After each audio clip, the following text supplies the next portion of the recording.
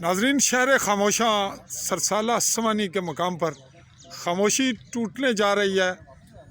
कब्रों के हवाले से, कब्रिस्तान के हवाले से, अहले इस्लाम रकबा के हवाले से कल 5 मार्च 2024 की तारीख़ में यहाँ महकमा माल के पटवारी अफजल हल्का के और उनके साथ गर्दावर सर्कल मिर्ज़ा एजाज़ मौजूद थे। आज भी वही हैं। और कल किसी हवाले से एक नुक्ता कमी का रह गया कि शायद यहाँ पे कुछ नुकात, कुछ दस्तावेज़ात थी लठाक्स मसावी, उसके हवाले से कमी रखी गई थी, वो दूर कर दी गई। आज तमाम दस्तावेज़ात मौजूद हैं और इस वक्त सरसाला असमानी के मकाम पर असर नौ पटवारी गर्दावर मौजूद हैं और अहले दे भी मौजूद हैं।